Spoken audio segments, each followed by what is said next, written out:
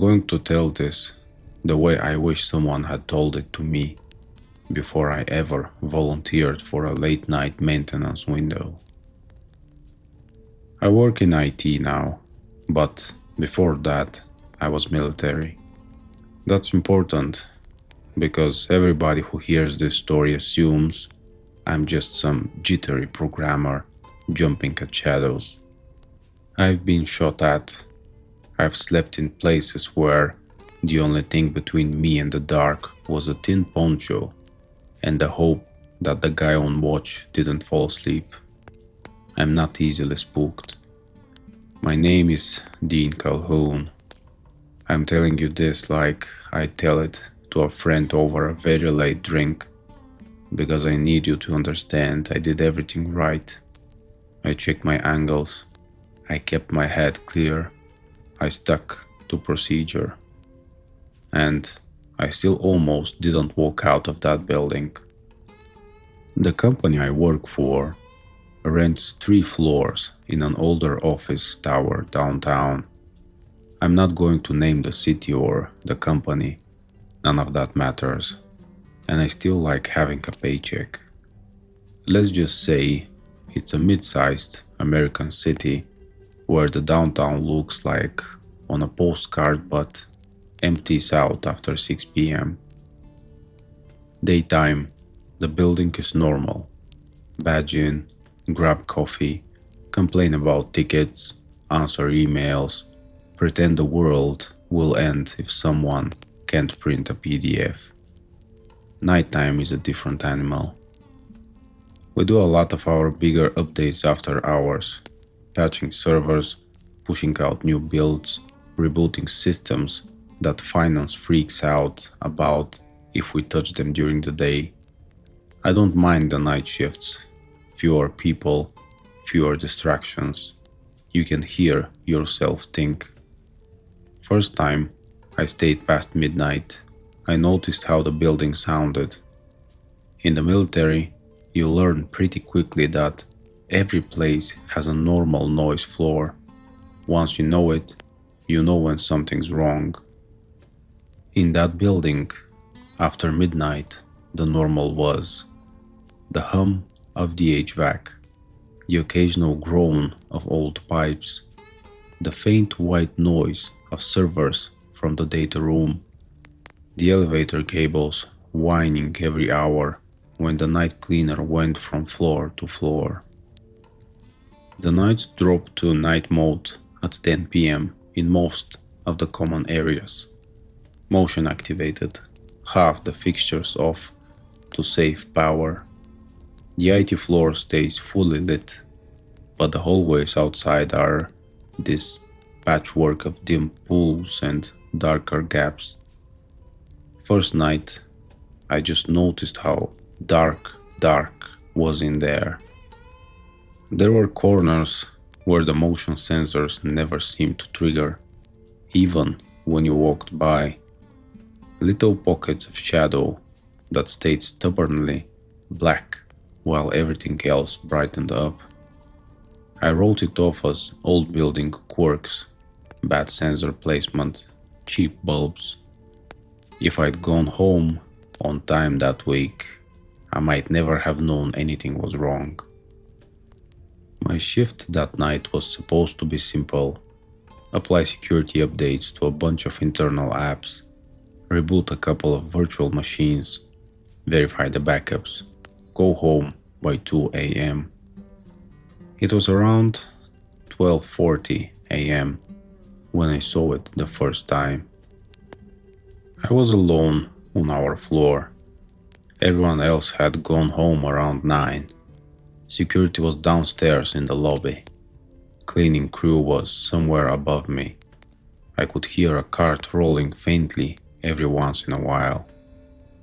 I was walking back from the break room with a reheated coffee. The break room is at the end of our wing.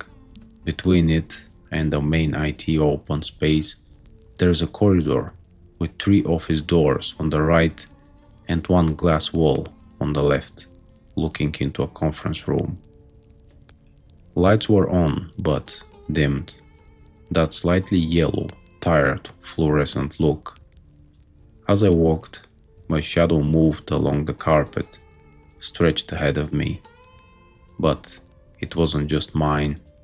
There was another shape, just for a second, on the carpet ahead of me, taller, narrower. It stretched out from the dark patch in the corner where the motion sensor never seemed to reach. It looked humanoid, shoulders, head, long torso. It moved just a fraction of a second out of sync with me, as if someone else was walking just inside that patch of dark. Then the overhead lights flicked slightly brighter as the sensor finally woke up, and the extra shadow snapped away like it had never been there. I stopped walking, turned, checked behind me. Empty hallway, conference room dark, no movement. You learn in the service to trust your first instinct, but also not to be a slave to it. Heart rate was elevated, sure, but I'd been staring at screens for hours.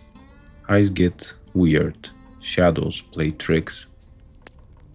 I walked back to my desk, took notes on what I still had to do, filed it away under strange but probably nothing. Except it didn't stay nothing. A few nights later, I was back in for another maintenance window. By then I had half convinced myself I'd imagined the extra shadow. It was around 1 a.m. I was in the server room running final checks. The cameras were up on the wall monitor. Feeds from different floors, stairwells, elevators. It's not my job, technically, but I like to keep an eye on them when I'm the only one up here. Old habits.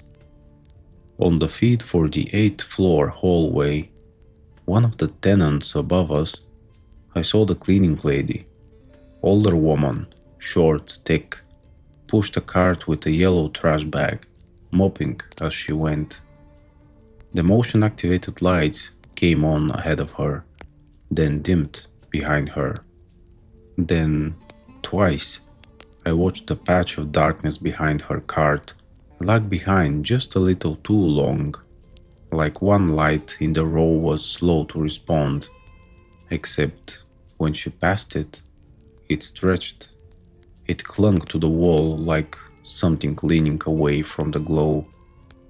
I frowned, leaned closer. The image glitched, the shadows smeared for half a second, like someone had dragged a black paintbrush across the screen. Then the feed jumped, corrected itself, and everything looked normal again. I switched to another camera, then back. Nothing. Stupid cheap cameras, I muttered. When my work was done, I packed up. On my way down, I caught the cleaning lady in the elevator. She looked exhausted, gray hair pinned back, eyes ringed with dark circles. Her name badge said Rosa. Long night? I asked out of politeness. She snorted. Every night is long in this place. You work all the floors? Most. She squinted at my badge. You the IT guy comes at night? Sometimes, I said. Dean. She nodded. Rosa, you should not stay alone here so late, Dean. I smiled. I stayed in worse places. She looked at me, really looked, and whatever joke I'd been about to make dried up. You don't listen, she said quietly. You hear things yet? I hesitated. What kind of things? She glanced up at the security camera in the corner of the elevator, then back at me.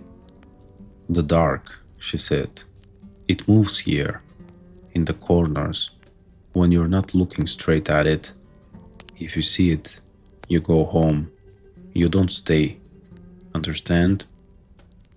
I told myself she was just a tired older woman who didn't like her night shifts and wanted someone to sympathize. But I also remembered how the extra shadow had moved on my floor. Has anyone reported anything? I asked, like to building management? She gave a bitter little laugh. They think I'm old, superstitious. She shrugged. I clean, I go home, that is all. The elevator dinged. Lobby. Just don't stay alone, she said as she pushed her cart out. It likes when you are alone. Before I could ask what it was, the doors slid shut. I told myself she was just being dramatic. Then I went home and slept with the whole light on, like a kid. After that, I started noticing little things. On our floor, there is a corner by the print room that never seems fully lit. No matter how many bulbs maintenance replaces, the shadows there feel heavier. You'd walk by and swear there was someone standing just inside that dark, watching. The motion sensor in the hallway, outside the small conference room, started misbehaving. Sometimes it wouldn't go off at all, leaving that stretch of corridor in deep shadow until someone waved their hand, like an idiot right under it. Once I walked past and the light turned on a second too late. In that second, in the black rectangle of doorway glass, I saw that outline of someone standing inside the conference room, tall, gaunt, head tilted slightly, like a bird listening. The light snapped on. The room was empty. I stepped inside anyway, heart thudding, training kicking in, cleared corners, checked under the table. Nothing. But in the far corner, where the light faded to gray, for a moment it looked like the darkness rose just a little higher than it should have, like a man pressed flat against the wall. I backed out and left that door open. From then on, I avoided that conference room when I was alone. I started keeping a small flashlight in my pocket, even when the building was fully lit. Another holdover from my old life. You never assume the power will stay on. It was maybe 2 weeks into these night shifts when I decided to ask security if anything strange had been reported. The night security guard is a guy named Marco, mid-30s, ex-cop, messed up his knee, took the night gig for steady pay. Good sense of humor, talks too much when he's bored. I caught him behind the desk in the lobby around midnight, scrolling his phone. "Hey," I said, "you got a minute?" "Depends," he said. "You gonna tell me someone spilled coffee on the server rack again?" Because I almost respected that guy's commitment to chaos. I smiled. "No, this is different." He must have seen something in my face, because he put his phone down. "What's up?" "You ever see anything weird here at night?" I asked. "Like, really weird? Not just drunk people trying to get in." He studied me. "Define weird." "Shadows where they shouldn't be," I said slowly. "Cameras glitching in specific spots. Cleaning staff complaining about something in the dark." Rosa's warning echoed in my ears. Marco sighed.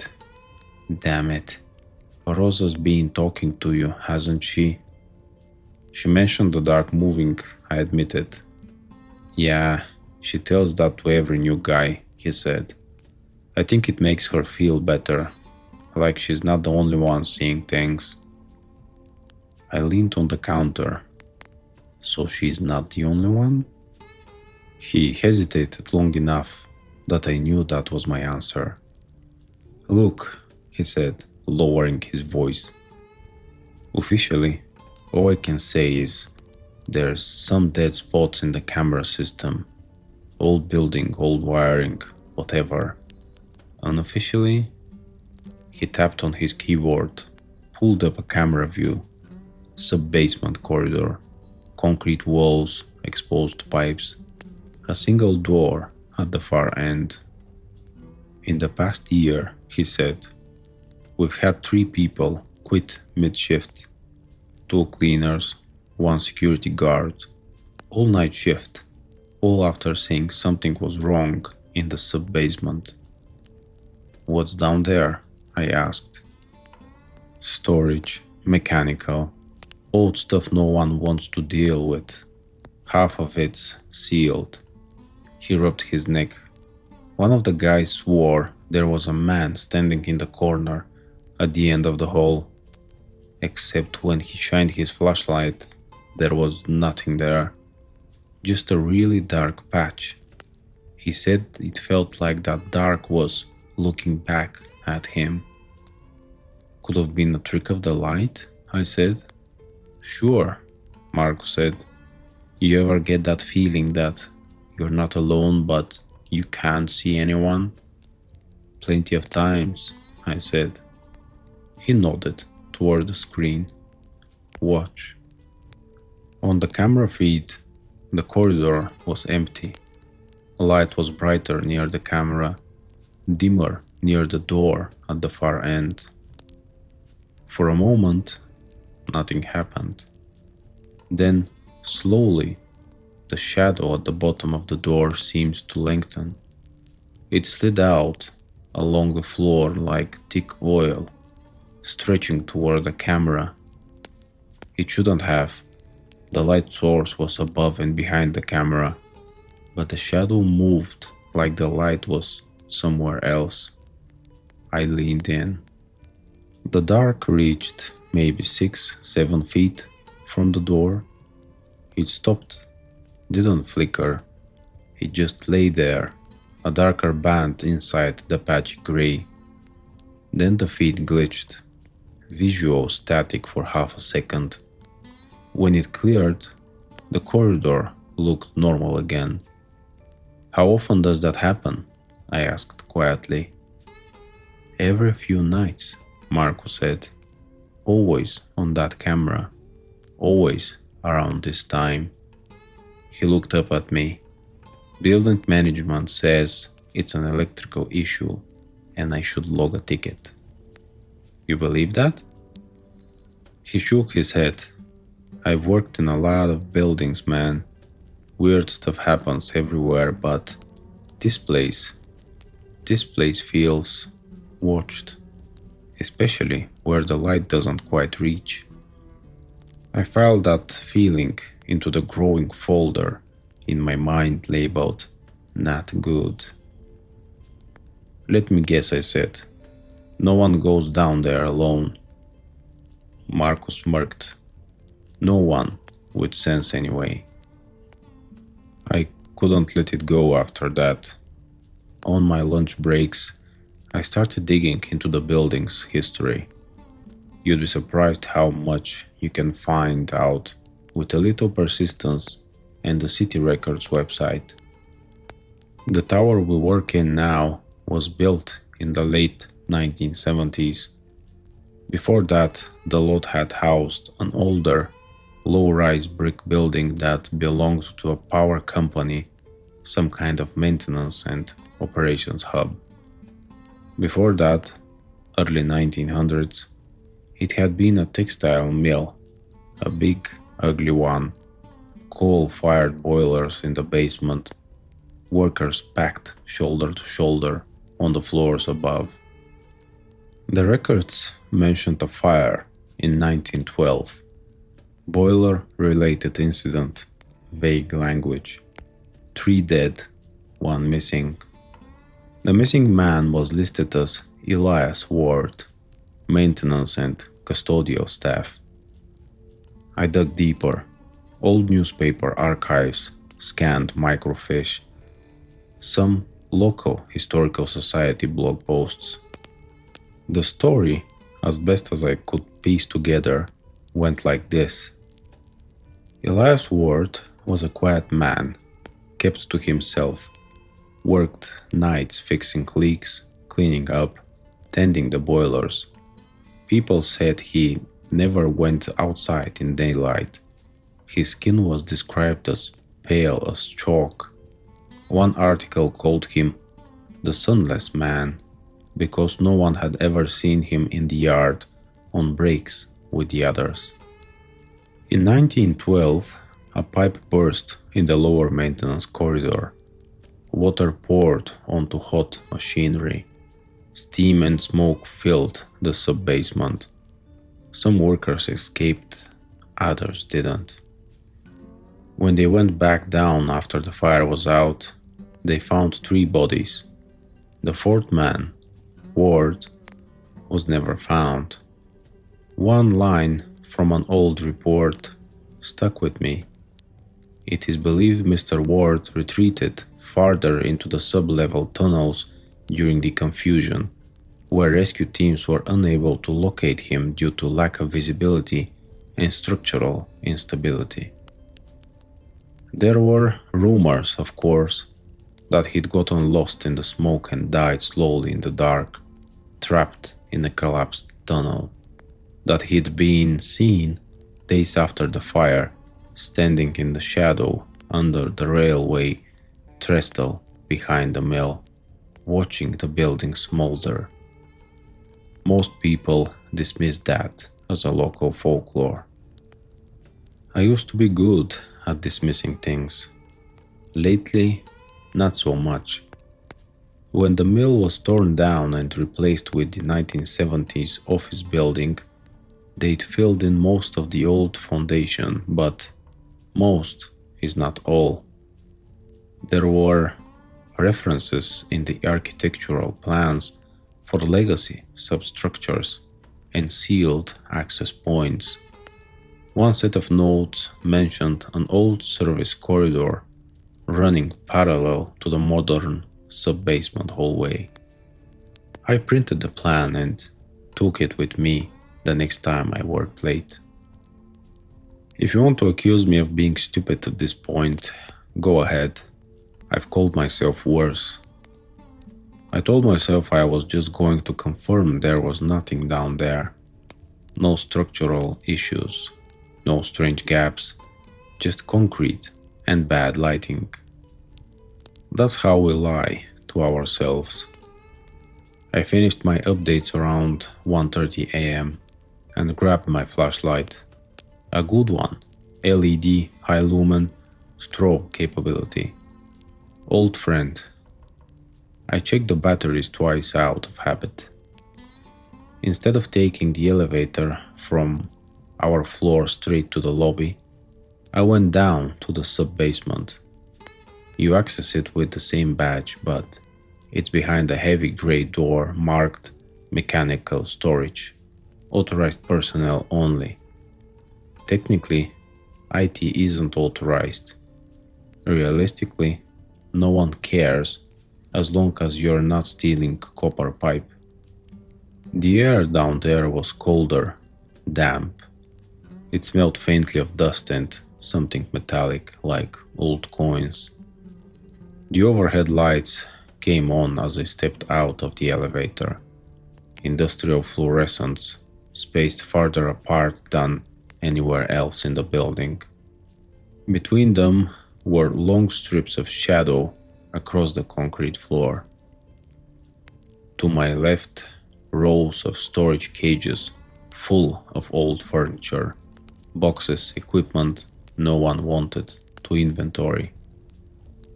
To my right, the maintenance corridor from the camera feed. I checked my phone. 1:37 a.m. I walked toward the corridor, boots echoing on the concrete. Light from the main area faded behind me. The first fluorescent in the corridor hummed to life as I passed underneath. The next one flickered, buzzed, then came on. At the far end was the door I'd seen on the camera. Metal, no window, old label half scraped off. About 10 feet from the door, the last overhead light was dimmer than the others, leaving the final stretch in a smeared gradient of shadow. I stopped, pulled out the folded architectural plan. According to the drawing, the old service corridor from the textile mill should run just beyond that door, offset by a few feet.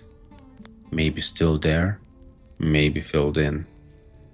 The hairs on my arms were standing up. The air felt thicker, like I was wading into cold water. Just concrete, I muttered more to hear my own voice. I walked forward. The overhead light flickered behind me, then steadied. As I reached the area where the camera had shown the shadow stretching, my own shadow lay stretched ahead of me on the floor, long and thin. For a second it looked wrong. The shoulders too narrow, the head too small. I stopped and turned slightly. The shadow didn't match the movement exactly. It lagged, like it had to think about it. Then the overhead light sputtered. The last few feet of the corridor plunged into genuine darkness. Not dim hallway darkness, not low light. This felt like the absence of light, a wall of black that started inches from my boots. My heart hammered, but my hand was steady as I lifted my flashlight and clicked it on. The beam cut into the dark and just stopped, like it had hit fog. I could see the texture of the concrete floor for a couple of feet. Then the light seemed to soak into something thicker than air. The shadows on the floor weren't flat anymore. They looked like spilled ink slowly climbing up the walls. Then something moved in it. It was a subtle shift, like fabric unfolding, a slightly darker patch in the darkness itself, rising from floor to ceiling. Tall, too tall, maybe 7 feet, maybe more. Thin, long arms, no features, just a deeper black against the black. That's the point where a smart man would have turned around and walked away. I'm not claiming to be smart. I'm claiming to be stubborn. I took one slow step back. The dark shape didn't move toward me. Instead, the shadows around its feet stretched, inching closer. Not fast, not lunging, almost curious. The flashlight flickered, just once. In that microsecond of weakness, the darkness surged forward like it was rushing to fill the gap. I slammed the flashlight into the palm of my hand. Old trick. The beam steadied. The dark stopped. Held. I realized my breathing was too loud. It sounded rude in that silence. I don't know how long we stood there, me and that shape. My legs started to tremble, not from fear, but from the way I'd locked my knees. Then, from somewhere behind me, I heard the elevator ding. Just a normal sound, just steel on steel and a computer deciding someone had arrived. But the shadows in front of me rippled, like something reacting to a sudden noise. I stepped back again, then again, until I was under the brighter light. The dark threshold stayed where it was. The shape lowered, sinking back into the pooled shadow, like a man kneeling down in a doorway. I didn't run. That's the only point of pride I can claim. I walked out of that corridor at a controlled pace, like I was backing out of a room with a rabid dog in it. When I got back to the main sub-basement area, the air felt lighter, warmer. My knees almost gave out. I had to lean on a storage cage until the trembling passed. In the elevator, up to the lobby, I caught my reflection. I looked pale, old. Marco glanced up as I came out. "You good?" he asked. "No," I said honestly. "You ever see something at the end of that corridor?" He chewed his lip. "Once, on the monitor. Looked like someone was standing there. Tall guy, but the contrast was all wrong, like the camera was cutting out around him." "It's not just the camera," I said. He studied my face. "You actually went down there?" "Yeah." "Did you see a face?" I thought about it. The thing in the dark hadn't had one, as far as I could tell, but I had the sense it was only because the light hadn't been right. Like if I'd let the flashlight get weaker, features would have started to swim out of the black. "No," I said. "No face." His shoulders relaxed a fraction. "Good. The guy who quit, he said one night he thought he saw eyes open in it. Said that was the night he decided this job didn't pay enough." "Smart guy," I muttered. I went home and didn't sleep for more than 30 minutes at a time. I could have stopped there. I should have. You can't say I wasn't warned. But once you know there's something fundamentally wrong with the place you spent 8 hours a day in, you either quit or you go to war. I've never been good at quitting. I went back through old logs, maintenance tickets, incident reports. Most of it was boring. Clogged bathrooms, flickering lights, elevator issues. Here and there, though, were little flags. Night staff reported feeling watched in mechanical areas. No one present on inspection. Complaints of motion sensors triggering in empty rooms after midnight. No evidence of movement on camera. Cleaner refused to continue shift after reporting someone in the dark of stairwell B3. Stairwell lights checked and replaced. No person found. 3 years earlier, there had been a more serious incident. A temp worker from a law firm on the 11th floor had stayed late. Her keycard log said she left at 2:12 a.m. She never made it home. Cameras showed her, tired, hair in a messy bun, carrying a tote bag, taking the elevator down. She got off at the lobby, walked toward the main doors. There's a blind spot between the elevator and the front entrance, where the lobby cameras overlap poorly. For about 3 seconds, she disappears from view. Then one camera picks her up again, just as she steps into frame near the doors. Here's the part that made my skin crawl when I watched it. Her shadow on the floor beside her was wrong. For a few frames it looked like two silhouettes walking almost in sync. One was darker, taller. Then the auto exposure corrected, and it all looked normal. The camera outside never saw her leave. No footage of her walking out into the street. Her car stayed in the garage. Police report, missing person, investigation, no leads. The rumor mill had plenty of theories.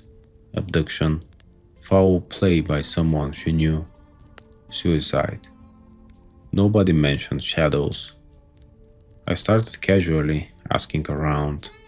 Not just Rosa and Marco, but the day shift people who occasionally stayed late. One of the junior developers, a skinny kid named Alex, said, "Yeah, man, this place is creepy at night. Sometimes I feel like there's someone just behind me when I walk down the hallway.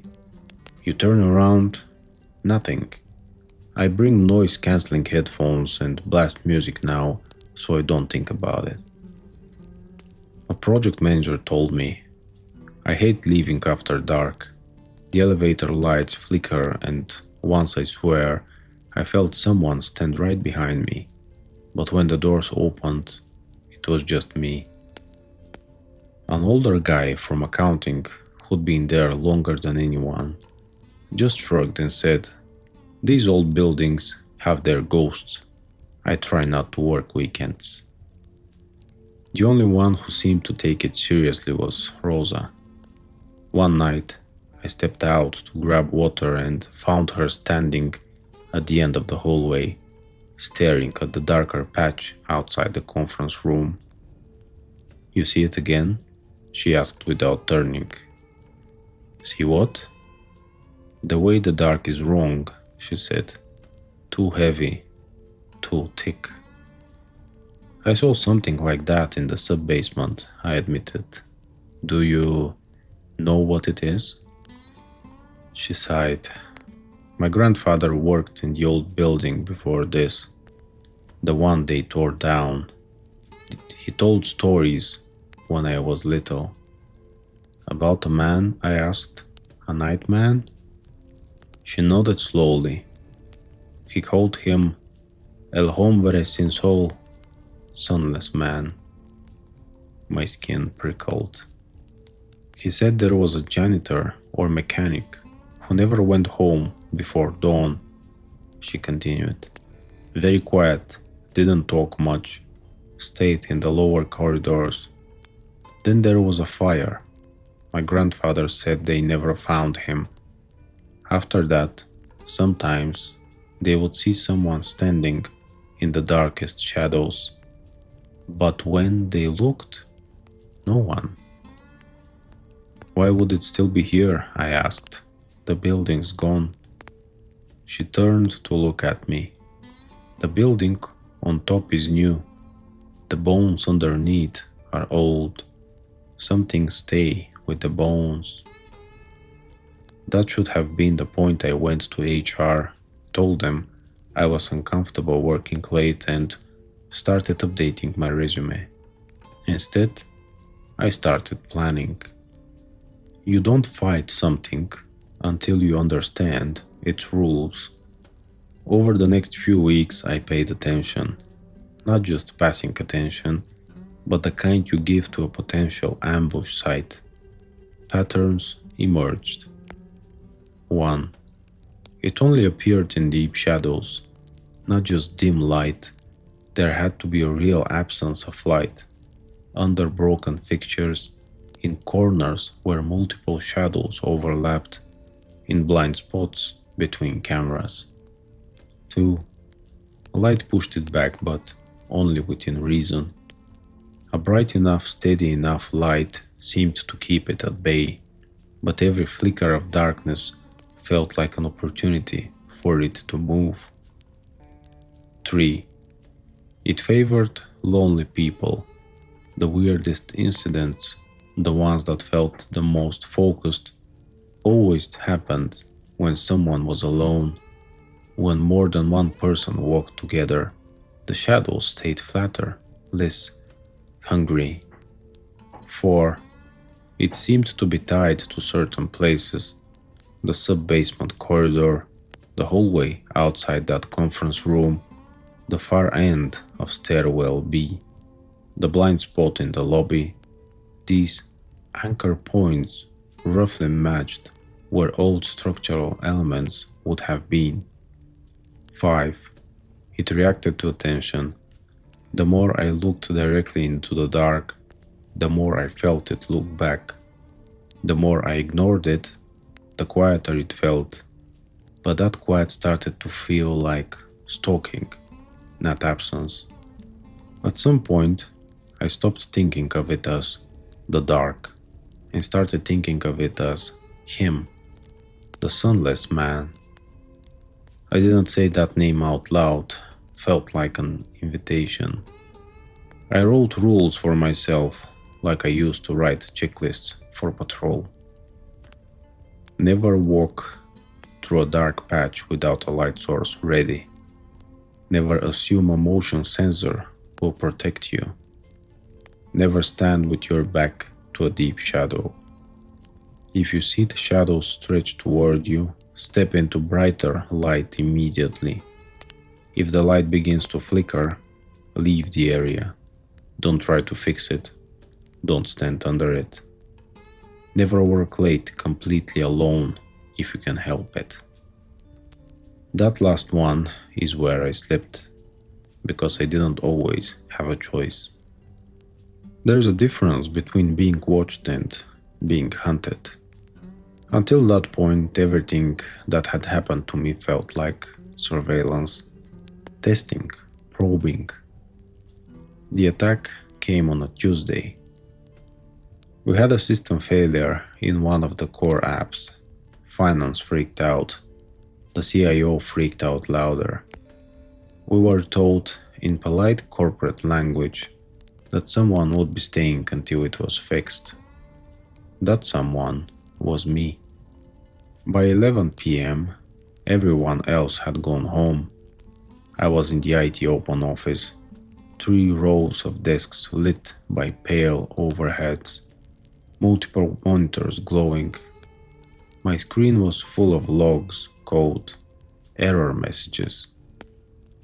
I got so absorbed in trying to track down the bug that I didn't notice how quiet the floor had gotten. No HVAC rumble, no elevator cable whine, just the faint buzz of electricity.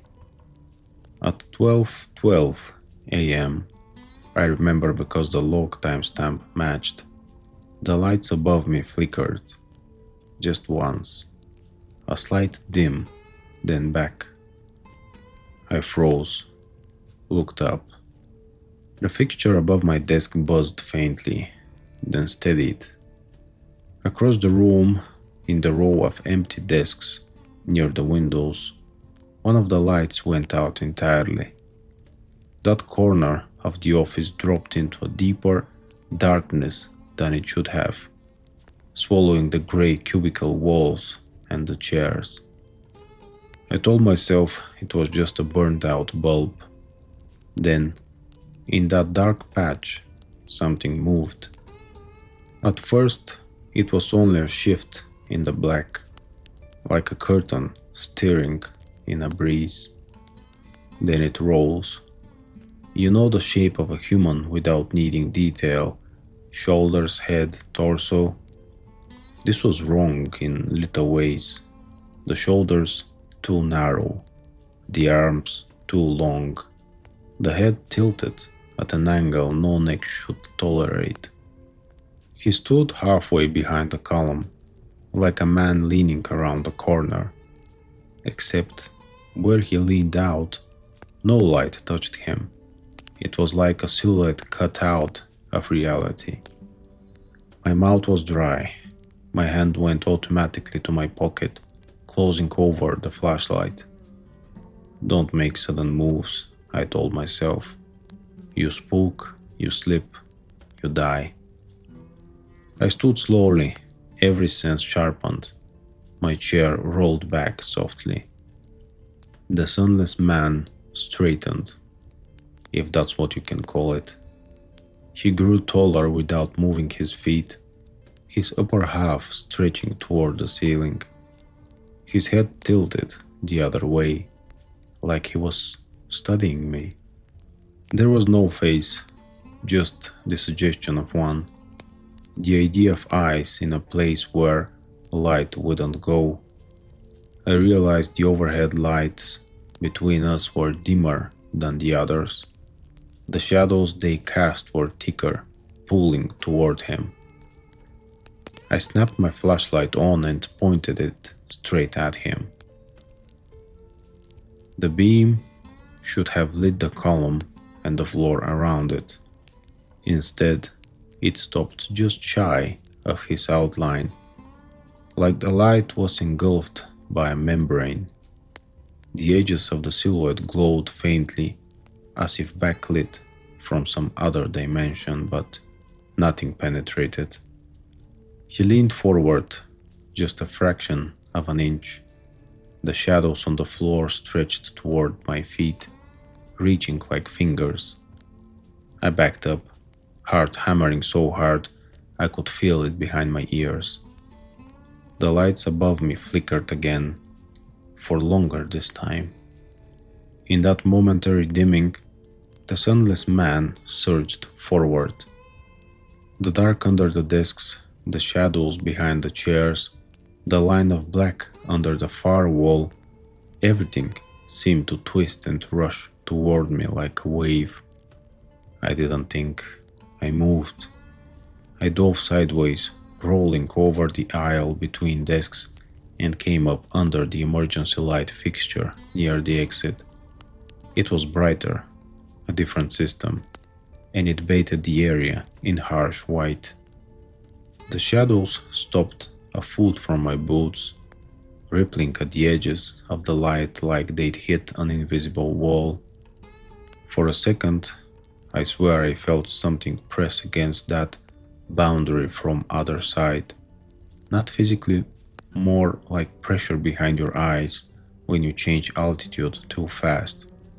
A sense that if the light faltered even for a second, something would rush in to fill me. I slammed my palm against the wall switch, turning on every light in that section. The fluorescence snapped back to full brightness with an angry buzz. The shadow wave collapsed, sliding back under desks, slithering toward that far corner. The Sunless Man was still there, half behind the column, but he looked thinner, flatter. The edges of him trembled like smoke. Then he melted backward into the shadow, leaving only the ordinary darkness of a bad bulb. The overhead light in that corner popped loudly, burning out completely. I stood there, panting, flashlight still clenched in a death grip. There was a wetness on my upper lip. I wiped it with the back of my hand. Blood. A nosebleed, sudden and thin. I had one of those precisely 3 times in my life. Once in basic training, once after a particularly nasty concussion, and now. The pressure behind my eyes faded slowly. The message was clear. Stay in the light and you live. Let the light fail and he comes. That night, I didn't finish the bug fix. I saved my work, shut down my machine, and left the building without looking back. In the lobby, Marco eyed my bloody nose and pale face, but didn't ask. He just said, "You gonna come back after that?" "Yeah," I said, surprising myself, but not to keep pretending nothing is wrong. I didn't decide to stop him in some grand Hollywood moment. There was no heroic speech. It was more like a slow, grinding realization. This thing wasn't going away. It was getting bolder. The temp who vanished. The 3 employees who quit. The shadows reaching farther every week. And me, the idiot who kept poking his head into the lion's mouth. If I did nothing, sooner or later, someone else was going to disappear between the cameras. Someone whose story wouldn't be told. So I did what I know how to do. Reconnaissance and planning. I went back to the building plans, studied where the old service tunnels had been, where the modern structural supports sat. The sub-basement corridor lined up almost perfectly with a former boiler access walkway. The conference room corridor above it, same line. Stairwell B, same vertical shaft. It was like the Sunless Man's territory followed the ghost of the old building. I started thinking in terms I understood from the field. Kill box, line of advance, choke points.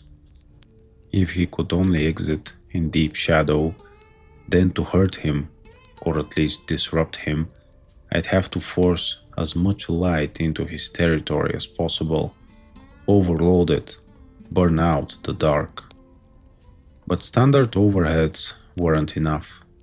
He could push against them, exploit flickers, use blind spots. I needed something brighter, more focused.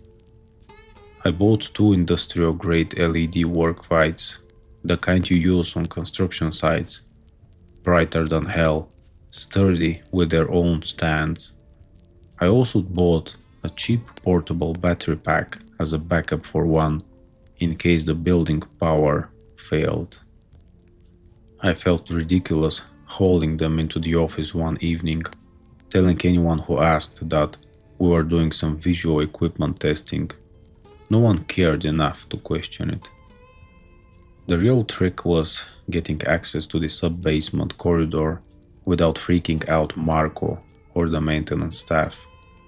Turns out, it's easy to wander where you shouldn't when you have a badge and carry a clipboard. People see IT and assume you're there to fix something complicated.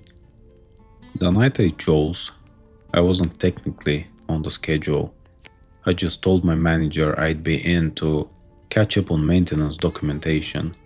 He thanked me for my dedication.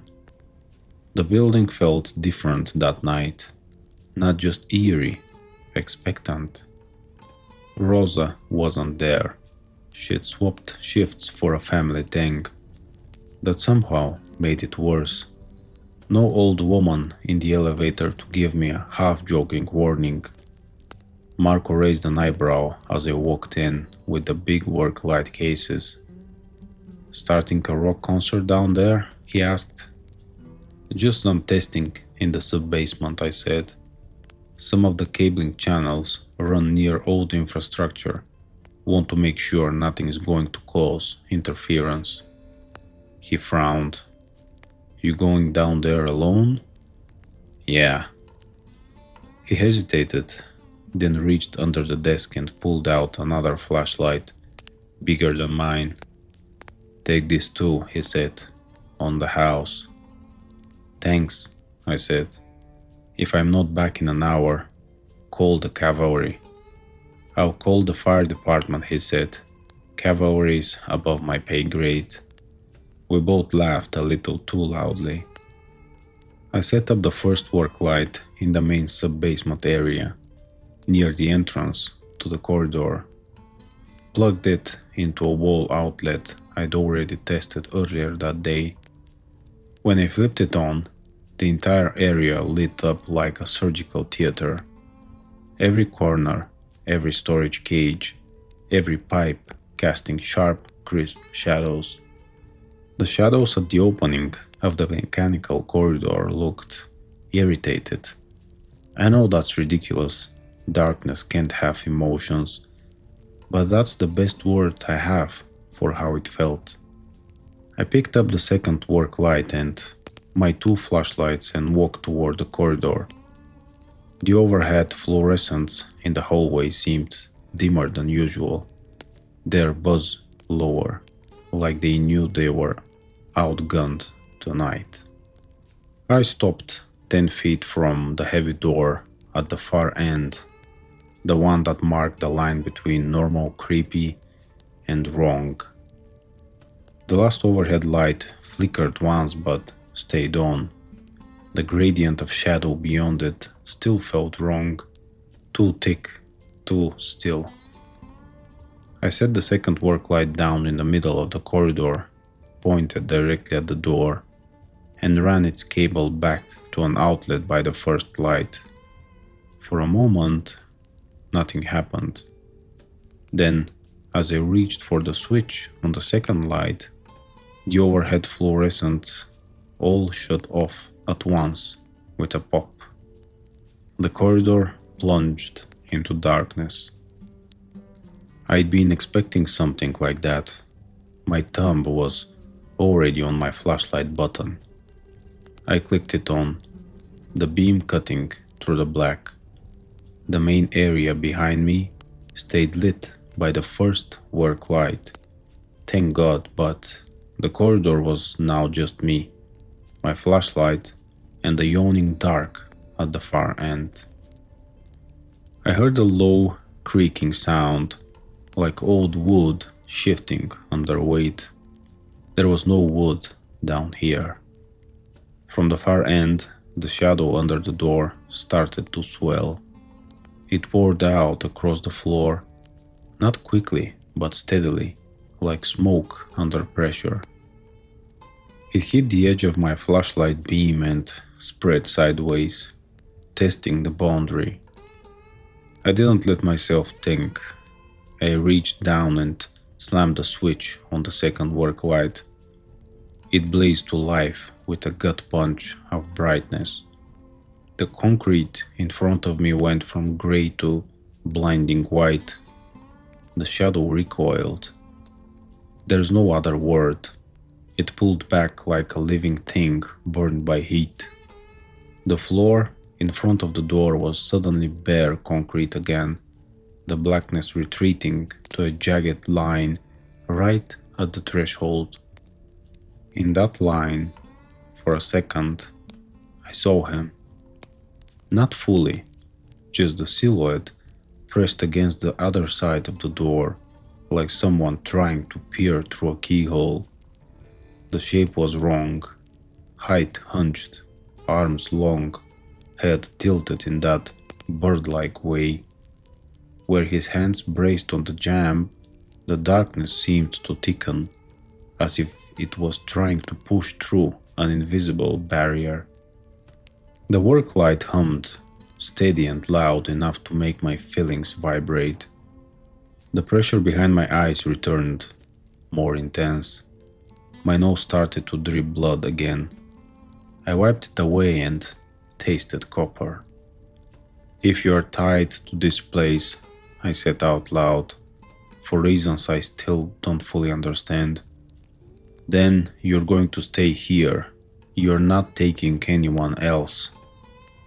The line of darkness at the threshold rippled. Behind me, in the main sub-basement, there was a loud bang, like a storage cage door slamming. I flinched, almost turning, but caught myself. The moment I swung the flashlight away, I knew he'd surge forward.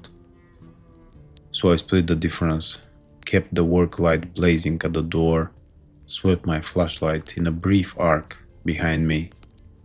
Nothing, just bright lit cages, pipes, equipment.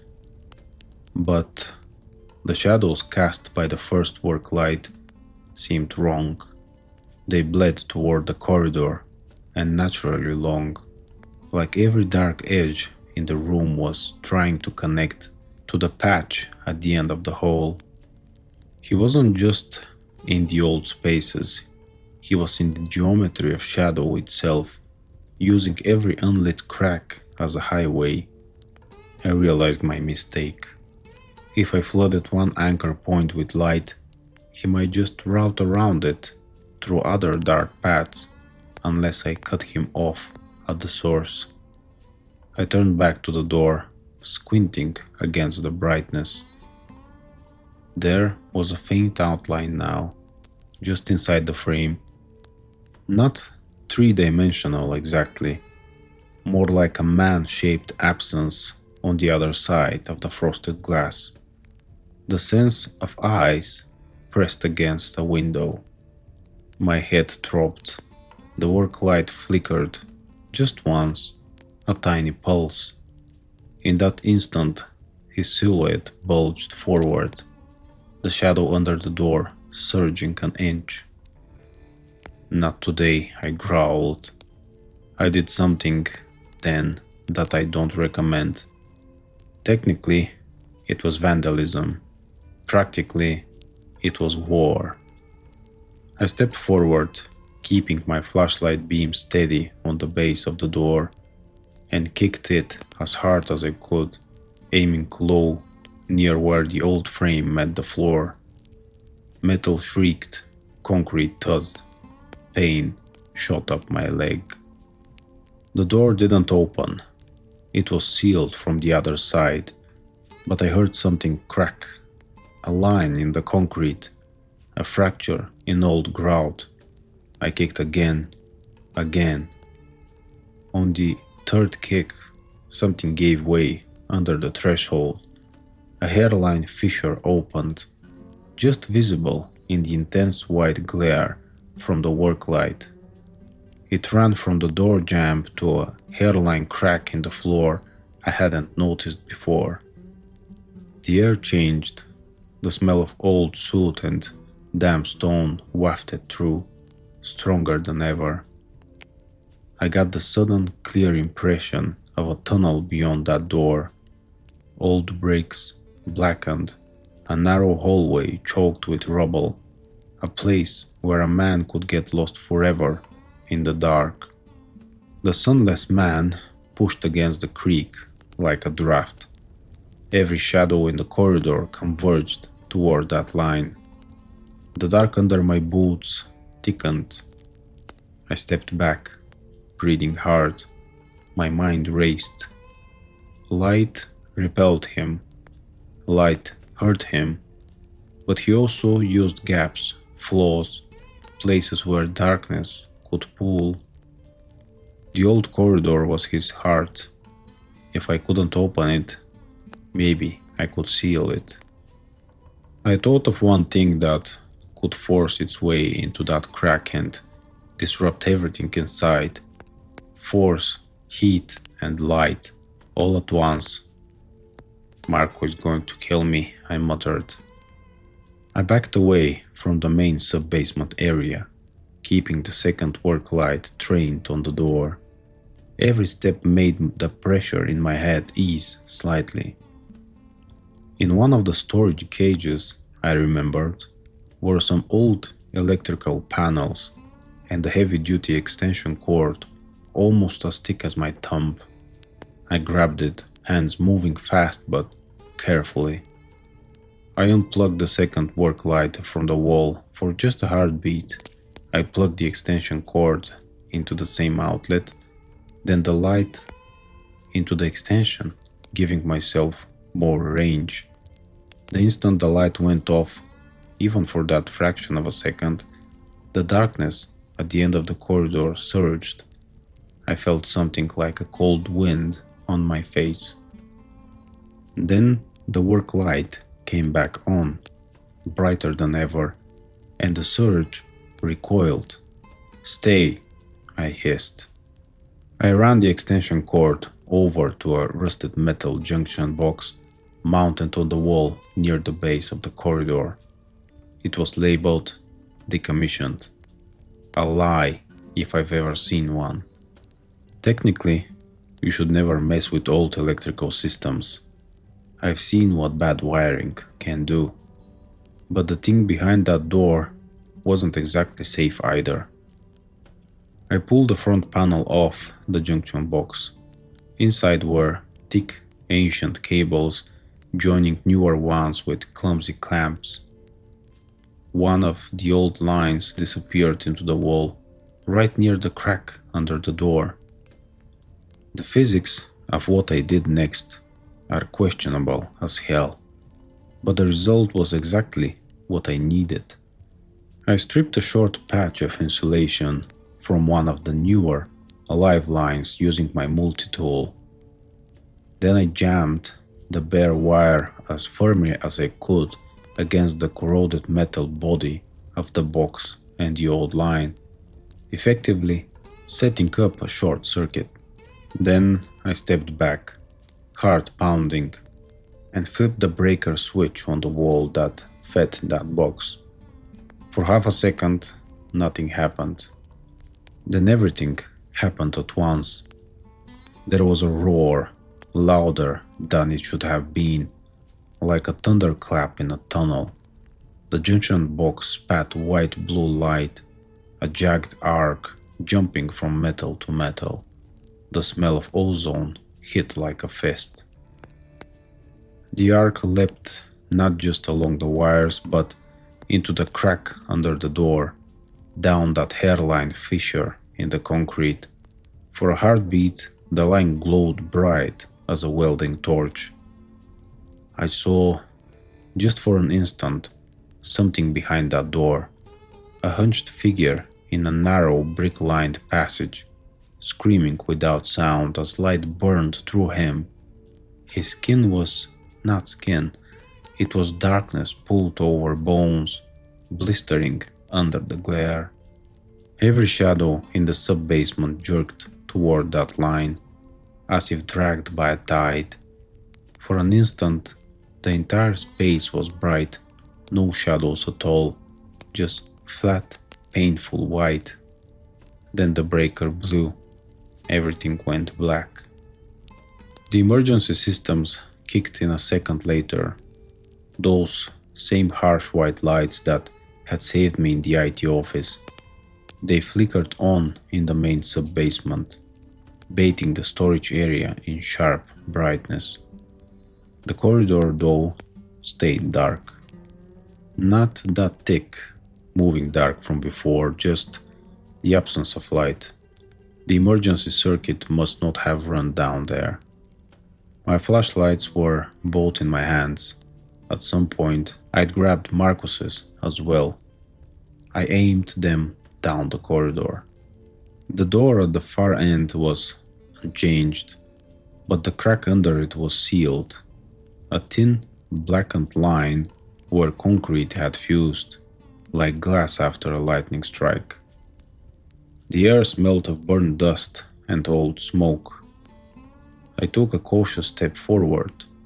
The pressure behind my eyes was gone. My nose had stopped bleeding. When I reached the midpoint of the corridor, nothing moved. No shadows stretched, no waves of dark. I went all the way to the door, two beams of LED light spearing the frame.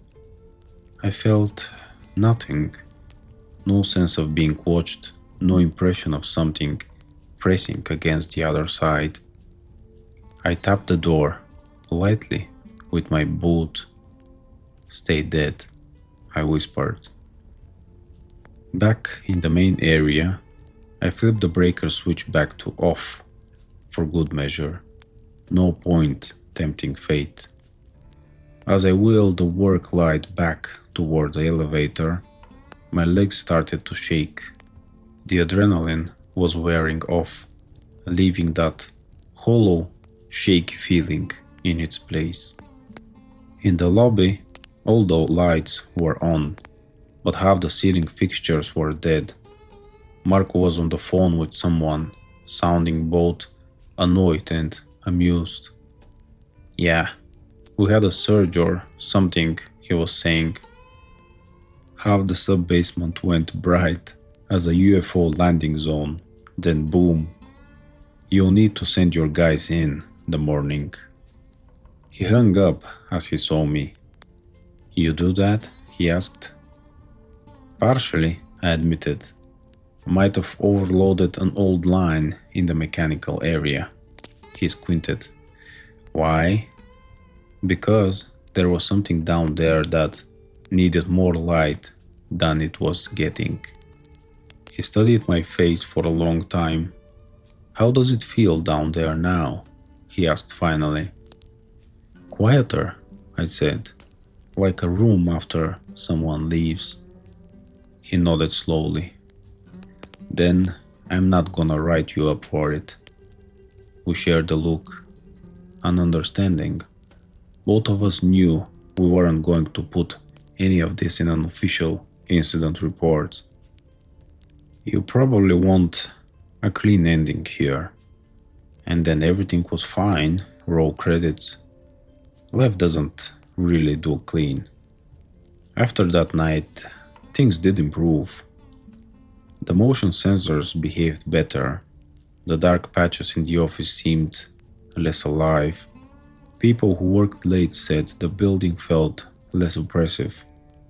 Marco told me he stopped seeing that weird smear on the sub-basement camera. The feed was boring again, just concrete and the pipes. Rosa, when our paths crossed again, gave me a long, searching look.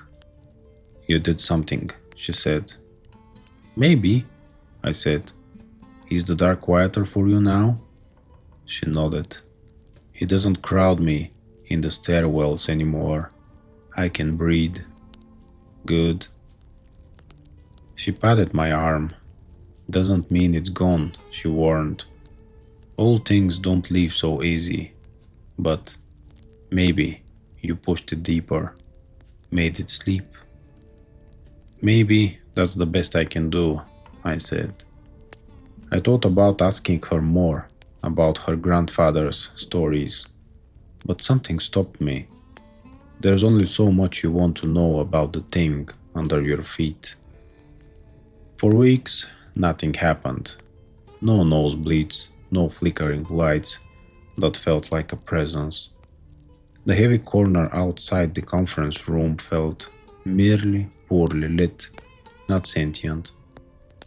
I let myself relax, just a little. Then one evening, I stayed late again. Not as late as before, just past 9 p.m. The office lights were still fully on, plenty of people around. As I walked down the hallway toward the elevators, I happened to glance at the framed photo on the wall by the break room. It's a black and white shot of the old textile mill that used to stand on this lot, some corporate heritage thing. I've walked past that photo 100 times. This time something was different.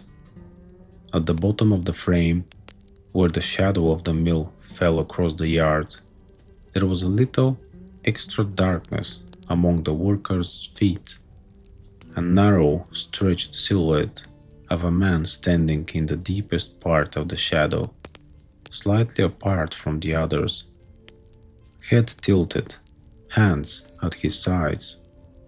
I stopped, stepped closer. The silhouette wasn't there, just ink patterns and grainy brick. I almost laughed at myself, and then I noticed something else. In the bottom right corner of the photo, barely legible, was a handwritten caption. I'd never bothered to read it before. E. Ward and crew, lower level maintenance, 1910. The hair on the back of my neck stood up. In the reflected glare of the overhead lights on the glass, for a heartbeat, I saw another image overlaid on the photograph. A tall thin shadow standing in the doorway of the mill's basement, just inside a patch of black. Then a coworker called my name from down the hall. I blinked. The reflection vanished. The photo was just a photo again. I finished my work and went home before the lights had a chance to flicker. You might think this was all in my head. Stress, sleep deprivation, too many late nights in a creepy building. You might be right, honestly. I hope you are. But here's what I know. A real man named Elias Ward worked beneath an old building on this spot and died in darkness. For decades afterward, people have seen something in the deepest shadows of this place. I saw it too. It moved. It reacted. It pressed against the borders of where light failed. When I forced light into the old structure, something screamed without sound and its presence diminished. Call it a ghost, call it an imprint of trauma, call it a glitch in reality where darkness pulled so long it learned to want. To me, He's the Sunless Man. He doesn't belong on the other side of your monitor, in the corner of your office, or in the blind spot between your elevator and the lobby doors. He belongs where the light never goes. And we built our workplaces on top of places like that without thinking about what we were covering up. I still work in that building. For now. I still do late nights when I have to. I still carry two flashlights. I still avoid looking too long into any place the overheads don't quite reach. And when I feel that old, familiar prickling on my skin, like someone standing just behind me in a shadow, I remember the way the crack under that door glowed. I remember the soundless scream in the light. I tell myself he's sealed deeper now, bound tighter to the bones of the old corridors, less able to reach out into our world. But shadows are patient, and darkness doesn't get tired. So if you ever find yourself alone in an old office after midnight, and you notice that one corner where the lights never seem to fully touch, don't test it. Don't step closer to see if your eyes are playing tricks. Just do what I wish that missing temp had done. Walk away while you still can feel the light on your back. And if, God forbid, you see the shadow stretching toward you like something crawling, do exactly what I did. Turn every light you can on, because he's out there in the dark places, waiting for a flicker. And he remembers the man who pulled him into the light and burned his darkness. I don't think he's forgiven me for that. Not yet.